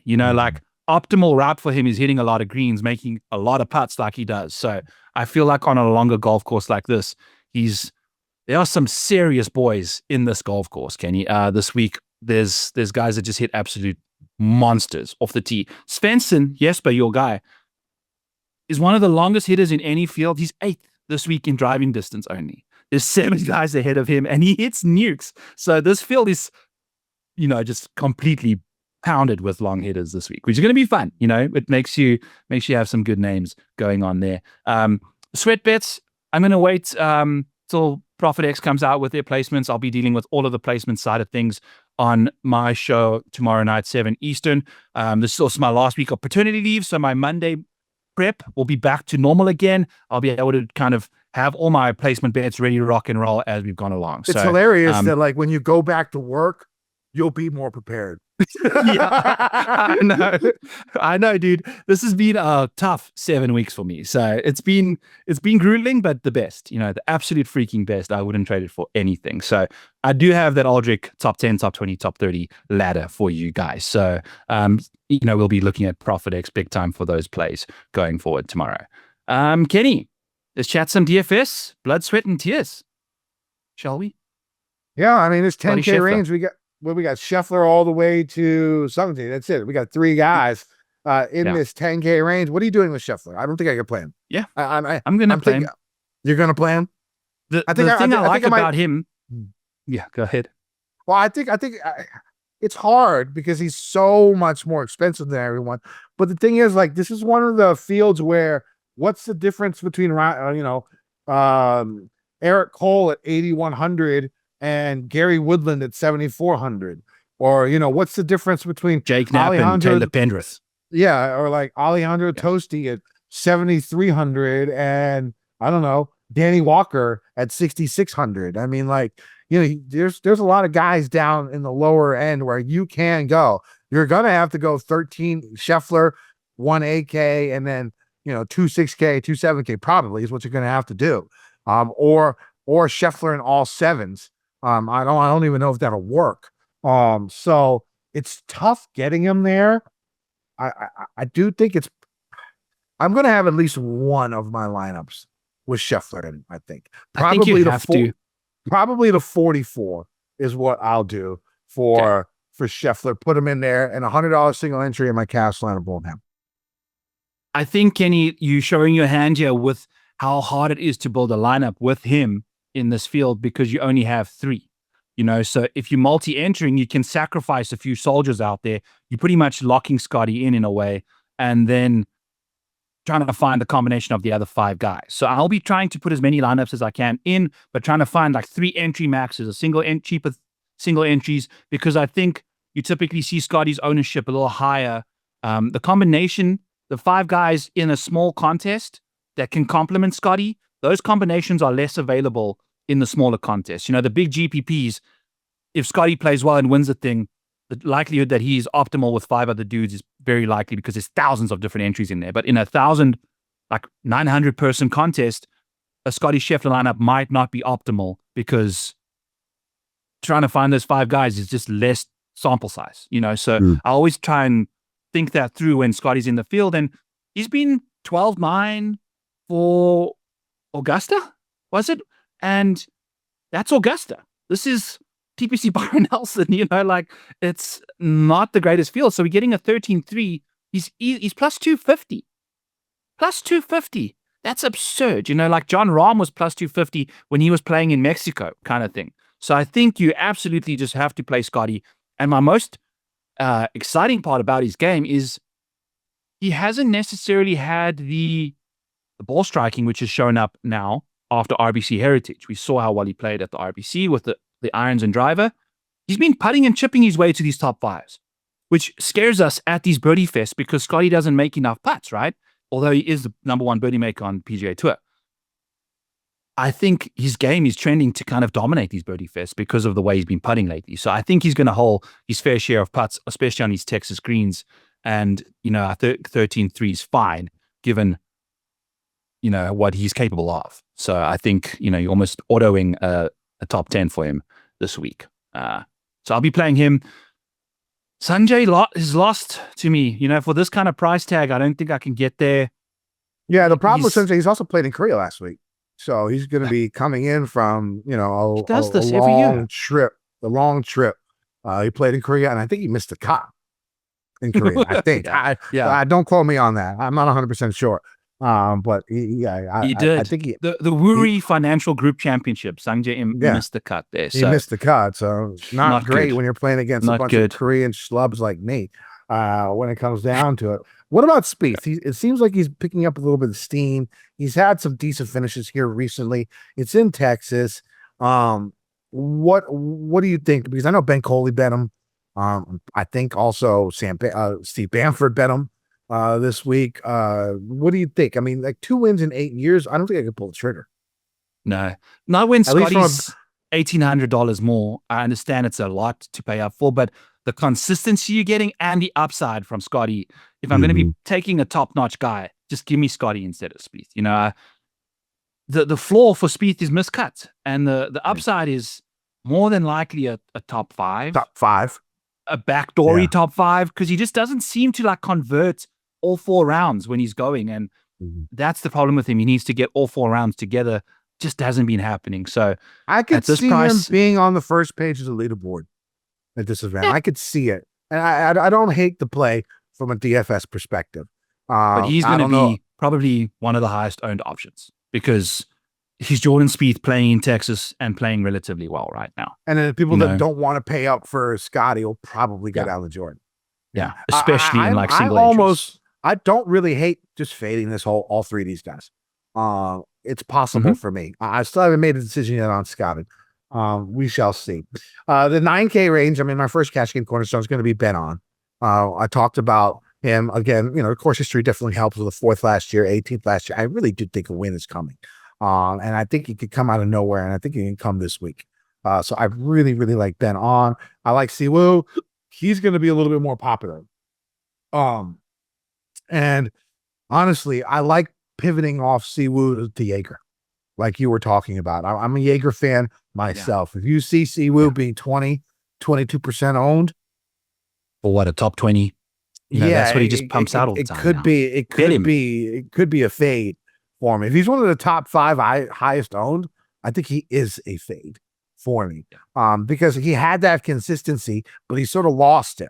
And he's now back to old Siwoo in his last like 4 or 5 events where it's either boom or bust, right? I mean, that was Siwoo's model for a long time. The previous year, he's sort of been a lot more consistent, but the last, month and a half, 2 months, he's sort of gotten back to his boom or bust routine where, he was in the lead going into the final round of some tournament a couple weeks ago, and then he's missed every other cut. So I don't know if I can get on board with him at a high ownership. I like Jaeger as a pivot. Now Mitchell is intriguing, but I sort of gave it myself. He's WD'd. I think Keith Mitchell's out. Oh, okay. I didn't know that. Yeah. Okay. I think it was earlier this afternoon sometime. That makes it easy for me then. I don't have to worry about it. Good. Yeah. I was going to also say, just leave him alone. Because he's always going to be disappointing. So I'll mention a couple guys while you gather your marbles there when you're going to get into a big Keith Mitchell rant there. But I'll start at the bottom here, Kenny, with Mackenzie Hughes. This year in 2025, he is hitting his long irons in like the 80th percentile for good shots. Like when you see Mackenzie Hughes with a long iron in his hand from 200 plus, he's knocking it close every now and then. Also, he's typically a very good putter who hasn't been putting very well this year at all. So we started to finally see the putting coming together as he's going along. 10th at the Texas Children's Houston Open. I said that was a kind of a comp course for me. I don't mind that whatsoever. And a third at the RBC Heritage. He gained across the board, all 4 areas of his game. So playing good golf, $9,100. I think there's a lot of names around him that could potentially help take some ownership away from his good form. The 2 Koreans there too. So I'm out on Siwoo. I think Taylor Pendrith at $9,600 is going to be a popular play as well. Maybe, given the fact that he kind of, he fell with his ass into that wind, didn't he? I did hit Pendrith last year, 75-1 here. Again, I always worry about guys with their first win coming back and being their only win to a place to repeat, to try and come back as, when they come back as champion, because they have so many more responsibilities. I think I went against that rule recently, a couple of weeks ago, maybe 2-3 weeks ago, and I forgot who it was, and he missed the cut. And so I think I'm going to stick to that. It was Akshay at the Valero, because I was on Akshay. I remember that conversation. And I think I went to him anyways, just because I know, he's been playing big boy events. I figured, and I was wrong. He missed the cut. And I think I'm going to stick to that plan where a guy who got his first win ever at an event, probably fading him the next year. Ben Griffin. He's playing this week. I don't think he's Andrew definitely Novak a is. guy that I don't really think worried. He doesn't look like a guy at parties. I could be wrong. You don't judge a book by its cover, right? You don't. Those finance guys, Kenny. Their nostrils flare up a little bit every now and then. But yeah, that's true. But he doesn't. He doesn't look like that type to me. No. So I think he'd be prepared. I don't know if I'm going to go back to him, but I mean, it would make sense, especially a low ownership. But yeah, I'm going to stick with. I'm definitely playing Jaeger. He's going to be my GPP play here, and I got Benny as my cash. Yeah. And I'll be playing Benny on as well, Jaeger and Mackenzie Hughes for my 3 guys in this range for sure. Sam Burns at $9,800. Don't know what the hell they're pricing him there for. We haven't had a top 10 from Sam Burns since the BMW Championship in August. Sorry, the Century was his only top 10 this year. I think Bamford again tipped him this week, so I'm worried. Okay, Steve, I respect Steve. Yeah, I mean, you're paying for pedigree, not performance. Didn't he finish really well at the Heritage? Weren't his numbers good at least? T13, he putted his brains out again. He hasn't gained with his irons since the Waste Management Phoenix Open. He's only gained with his irons once this year. So he's one of the guys. You have to be a good putter or a good driver. He's both, but the iron play is like below average. For that price tag, I'm sorry, I can't afford you, my friend. Although I'm a big fan of yours. Just you're selling it for too expensive there for me. In the 8s, I'll be taking Nikolai again at $8,200, $700 cheaper than his brother.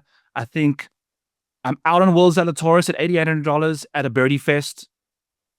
Playing good golf. I like this course setup for him, but if it was more of a difficult venue where the score was closer to like -10 as the winning score versus -25, I don't typically see what is he getting that far along. Ryan Gerard, obviously going to be playing him at $8,600 since he's in the mix. Jake Knapp and Ryo Itsitsuni.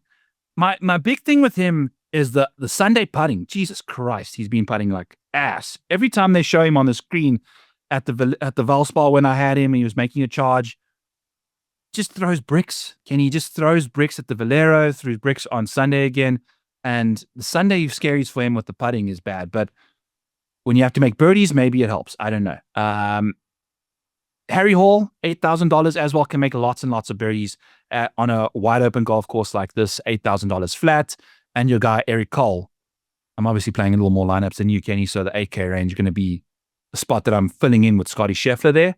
8K range is my favorite. I like a lot of golfers here. For my second cash skin cornerstone is going to be Ryan Gerard.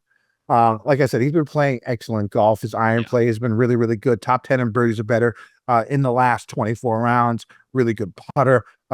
well above average, elite from 200 plus, well above average from 175 to 200, 13th in par 5 scoring in the last 24 rounds. Give me Ryan Gerard as my second cash game cornerstone. My third cash game cornerstone is here as well. It's Jake Knapp. We talked about Mr. Knapp already. He's made a bunch of cuts. He's been making cuts. Long, can putt. We've talked about massive upside. Give me Jake Knapp as my third cash game cornerstone. My final cash game cornerstone is Hisatune at 8,300. Again, we talked about him already. Iron play exceptionally strong. He putts well outside of Sundays.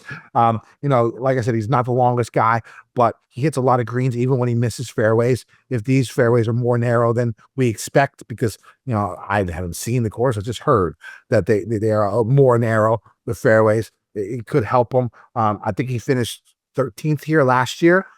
So he has some good form. So sort of cheaping out a little bit. 4 cash game cornerstones, all from 8,300 to 9,700, I guess. They're going to be first one, Ben on at 9,700.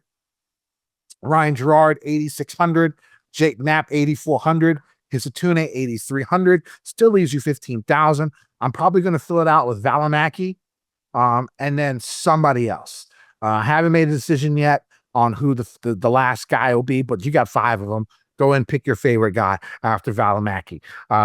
Since I'm going a little cheap when it comes to cash game cornerstones and are all being in the 8K and above range. But that's how I'm going about it this week. Again, I'm going to play Højgaard, Nikolai. I like where his stats are, his iron game, his mid-iron play. I do like him. I don't know about Eric Cole. I have him. What about Bridgman? He's actually first in birdies a better gained in the last 24 rounds, top 5 in putting, top 15 in par 5s. What do you think about him? I don't know. It seems a little pricey for me. Yeah, the ball striking side of things for him is where I'm probably a little off on him, given his pedigree there. It's just going to be putter or bust type situation if the irons show up. He's the way he gains off the tee is with kind of accuracy. It's not necessarily, he's like normal. He's got nothing like elite off the tee. It's up to you. I'm not going to talk you off of him, but he can make obviously tons and tons of birdies. We saw what he got, when that putter gets rolling, we saw that at the Valspar. Like, he's one of the best putters in the world, I would say. Very, very good. All right, let's go to the 7K range. Sevens. Yes. I'm looking at Kevin Yu, my friend. I think we've got exactly easy golf course, tons of distance off the tee, great long iron player. Kevin Yu's one of these dudes. I think Rico Hoey, similar situation. Geez, this guy, he will chip himself out of any golf tournament. So maybe a little easier venue, but more higher GRR percentage. I like Rico in that spot. Asai Cylinder, depending on ownership, obviously seems to be playing some solid golf after the Zurich there. He's also, in the 180s ball speed wise. So I think he can absolutely move it around there. And then Taylor Moore, same situation. Bomber, putter, good iron. He's a nice option here at $7,500, if I do say so myself. So Alex Smalley, $7,900. The prototypical ball striker for a golf course like this. He's a great long iron player. You're going to be seeing lots of Alex Smalley highlights with the long irons this week. Yeah, I like Alex Smalley as well. I like the Euros. I like Matt Wallace and Thorbjorn Olesen here. I think they could both be underlooked. Thorbjorn's been playing pretty good golf. Again, another guy who's really good from 200 plus, above average from 175 to 200, top 20 in par 5 scoring last 24 rounds. When he misses the fairway, he's above average in length. And when he misses the fairway, he hits a lot of greens. His good drive percentage, top 25 in this field. Kevin Yu makes a lot of sense for me. I do like him. My hustler play of the week. Go ahead and hit the music here, Mike. It's going to be Jesper Svensson at $7,400. Currently ranked 146 in strokes gained approach in the last 24 rounds in a field of like 150 guys who has legit numbers here. So not the greatest. That's why I sort of talked about the difference, because he's super long, top 5, top 6 in the field in length, great par 5 score, excellent putter. So he's got 2 of the 3 He's got 2 of the 3 that we need. I don't expect him to get more than 5 to 8% owned. I was actually shocked that Hisatune and Kanaya last week, who were my hustle plays of the week, were like 13% owned. I was shocked. You did that, Kenny, because there's like, I don't know. I don't. No think, one I don't watched think, anything last week, and maybe. lots of people watched our show. You know, I Like, we never appreciate believed that you guys. we. Thank you. I never believed that we moved the needle like that, or at least I moved the needle like that. I never really have that belief Coming because, off like, a top 5 GPP, you know, like, because I voice know a people lot are of listening guys to you. in I know a lot of guys in the industry. I've talked to a lot of the guys in the industry. 98% of them are smarter than me. All right, But I'll Kenny, be honest. you're right more there. charismatic. You know, people will 90 believe what you. the fuck does charisma? What the fuck does Riz have to do with picking the right goddamn golfers? Not much. Okay, I can tell you that right now. All But right, other people picking off of you makes difference. But anyway, keep going. I was shocked that they were 13% owned. I don't expect. I expect Jesper to be 5 to 8% owned. Hustle play of the week. I think he can win you a GPP. The hustle plays have been pretty good. Would have been a lot better if Hisatune and Kanai didn't double 17. Last week would have been another top 10. Would have been another top 10. But these hustle plays have been decent. I mean, you're taking, this is basically like you're looking for a diamond in the rough, and that is not exceptionally easy to find when it comes to DFS. So I've been sort of happy with these guys, and again, trying to find the hustler play of the weeks made me do more research, made me dig into more golfers, and I think it's helped my DFS game overall just by adding that to the show. Because it's making me have to look at more things and stuff like that. So that's where we're going. A hustler play I'm of going to the add week. a little more to your hustler, Kenny. I'm taking a look at Jesper Svensson's approach play this year. It's a smaller sample size. Now, he is tragically bad. Like, when it comes to good shot rates, he's in the 18th percentile. So, like, if you're taking the average of the PGA Tour turning into 100 people, he's like the 18th worst. There's only 17 people he's better than. That's out of the fairway from 200 plus.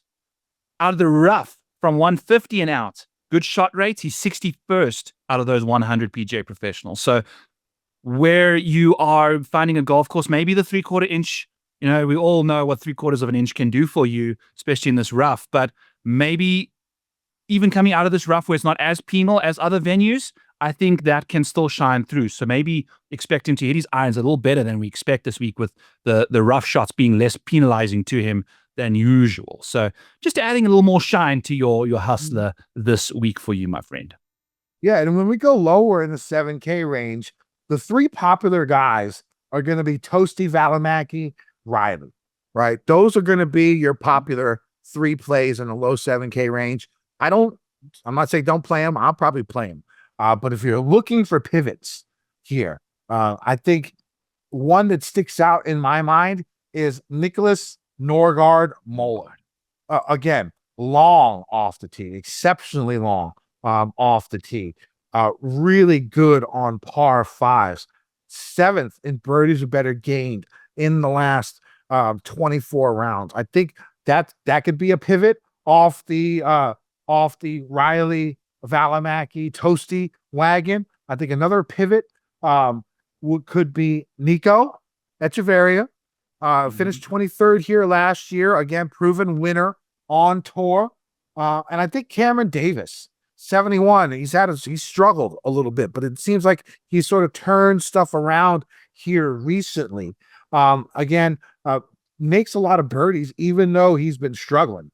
Like his iron game has been horrible in the last 24 rounds. His driving has been horrible in the last 24 rounds, but somehow he's still 8th in birdies in the last 24 rounds. And so everything's sort of shifting over. I've seen some good stuff from him recently. I think that's somebody that you can go to.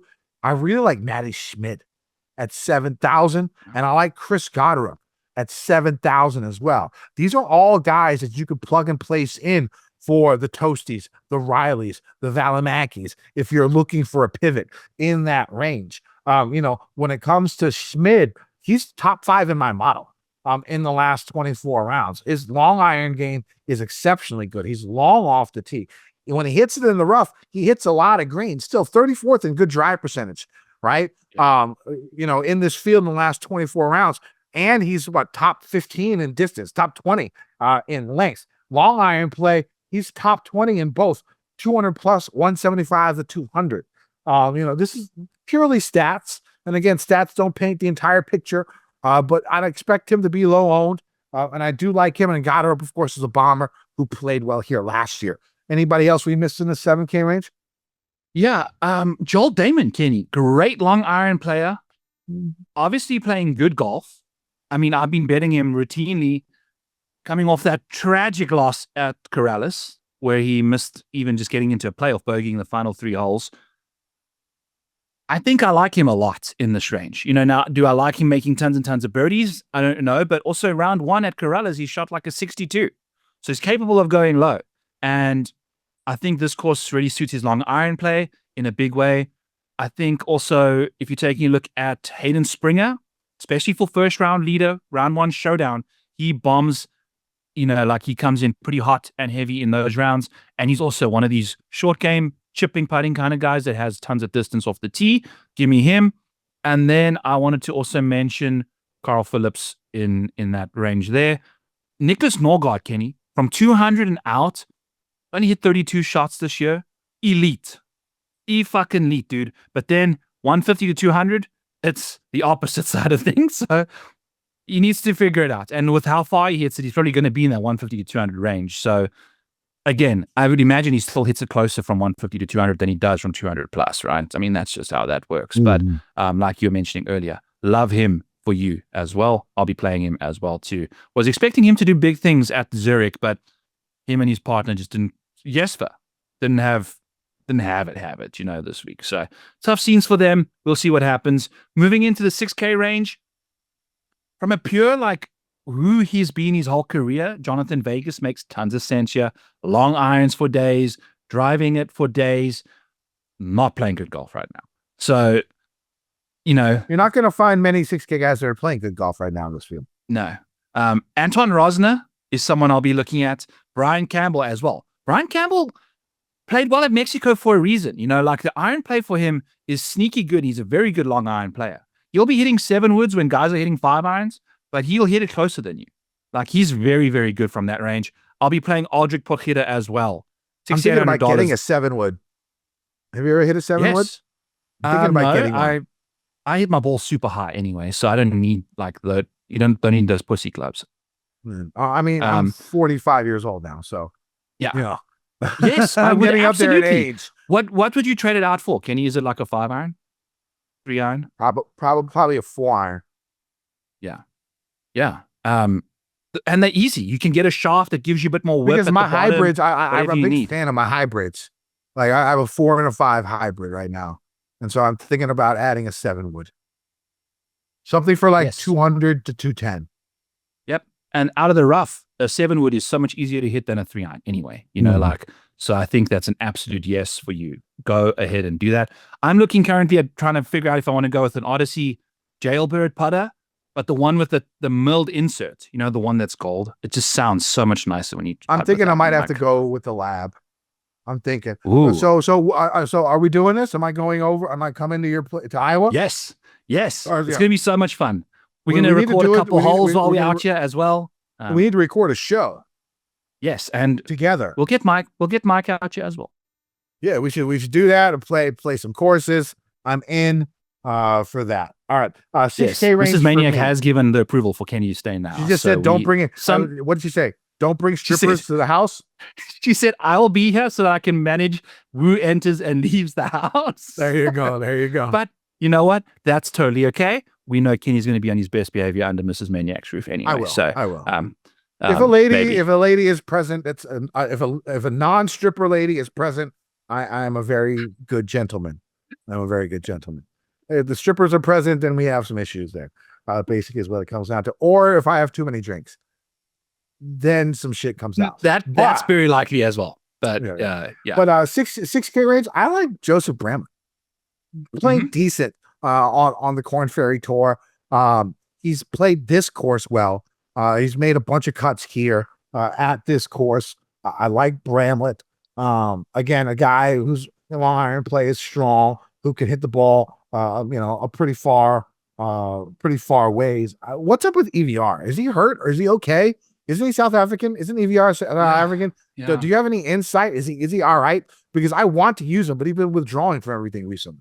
I don't know what his deal is, Kenny. I think if you're going to go with the South African, go with Christo Lamprecht. Yeah, I mean Instead. that's the bomber. That's the guy who can hit it the farthest. So far. So far. I mean, Lamprecht hits. He's like 6'8" though, isn't he? He has. That's why he can. It looks like he's going to snap when he's like Yeah. at impact. Like he's like a mini Groot out there, but he can absolutely nuke it. So. I like Danny Walker at 6,600. Again, we've seen that he could place top 20 in my model. Second and birdies are better gained in the last 24 rounds in this field. I also like Kevin Tway. Again, a guy who numbers suck, but every time he plays this course, he plays it well. A couple of top 10s here in the last 4 years. Who do you like in the 6K? Oh, Pat Kazaya, another course history guy down here. When you're down here in the low sixes in an event like this, course history goes a long way. So Kazaya is somebody else I'll look at. Yeah, you gotta lean into someone that can get it done for you. So I'll go from the bottom up here. Cristobal Del Solar, first round leader. I think I saw him at like 600 to 1. Same thing. Auto bet all the time with each raise as much as you can. Or first round, not playing him in week long. Noah Kent was the amateur that showed up at Augusta. $6,100. He's one of the longest guys, I think, in this field. He just absolutely sends it out there. So he's 6,100. Nice. I remember watching him at Augusta, and he's got game. And at a course like this, it's not. I think these guys grow up playing like Corn Ferry Tour events, college events, where you can go low, where this is not nearly as big of a jump from college or amateur ranks to like Augusta, where you have to play with patience. You can put your foot on the gas here and go. So I like that transition for him there. Who did I like down at the bottom here? I had obviously Tim Whiting, $6,400. Hit those bombs out there, baby. Let's see what you can get going in that department. And then Chris Ventura, $6,600 as well. Ball striking beast, just absolutely hits it out there a million miles and hits the irons well. We're looking for putt luck for most of these guys. If you're going to have half the recipe, whatever's the most volatile recipe that you need added in there, hopefully it shows up for them. I'll be playing a lot of lineups. I like a lot of guys this week. I won't be doing what Kenny's doing. So it's going to be a tough week for you to kind of narrow down, Kenny. I think we like a lot of dudes this week. Yeah, it'll be tough, but I'll narrow it down. I made my cash lineup already. I will make my $100 probably today or tomorrow. And then I'll make my $44 on Wednesday, and I'll probably tinker on the $100. That's how it's been for me and how I've been running it for the last. So one and done for this week. I'm going Knapp, Gerard on Valimaki. Those are guys that I am looking at for this week. I might lean into Toasty as well at $7,300. I think he'll be super low owned, 100 to 1 type odds. Got great upside. Now, I don't care if you shoot yourself out of it or if you don't, you want the guy to be in the mix. And he's been playing kind of good the last little while. Like, we don't really like him, but as a golf viewing community for the most part, with the stuff he gets up to. Yeah. Like, I love him. I think that's the reason why I like him. When I say we, I'm saying like the millions of people that watch golf. I wouldn't say he's like the crowd favorite, but there's a couple people that really like him, and I kind of fancy him. I think he's spicy. He adds something to the mix. So I'll go with him at $7,300. I think he'll be 1% owned. Yeah, awesome, Kenny. Rocking a $100 bill shirt feels so goddamn good. Like. It's just happy places. And it was a team event, the shittiest tournament on the slate. I know, you gotta right? get the slump buster out there. All I gotta say is, still haven't won stroke play event since John here. It doesn't matter. Money's money, baby. That's true. That's facts right there, brother. So I'm happy. I'm a happy camper. I appreciate every one of you tuning in. Hit that like, hit the subscribe to Mayo Media if you guys do not mind. As always, use and code make sure to go. Make sure to go buy the tickets for the Custy Live show in Toronto, June 8th. Tickets are still on sale. You get to meet Cam, you get to meet Pat, you get to meet Jeff, you get to meet Cust, and you get to meet me. Right? If you guys are going, hit me up. I'm sure I'll be there from Thursday through Sunday. We'll meet up with you fans. I'll have some drinks. Maybe we'll see a titty bar together. Go out there, buy those tickets, and it'll be a fun time. Yeah, so when you get into that titty bar, use code FG Degenerates for 1.5% back when you are using ProphetX to determine how long Kenny can keep it in his nuts for. But I hadn't gotten laid in like 4 months when I got there either. So it was a while. So this shit was foul. Like, girl, you gotta stop. You gotta chill. I'm done. Finished. All right, friends. Kenny, get us the hell out of here. We appreciate all of you guys. You can find me on X at KenNoVT. I'll have my final betting card there on Wednesday. I'll have my ProphetX play there on Wednesday. Any changes to cash game cornerstones or anything like that. Also live bets during the week. It's all on X. I'm a free agent. I don't work for nobody. So it's all on X. All right. So should be a fun week. We're going for 3 in a row. As the Fantasy Golf Degenerates. Let's get this done and let's win some motherfucking money. Degen Nation.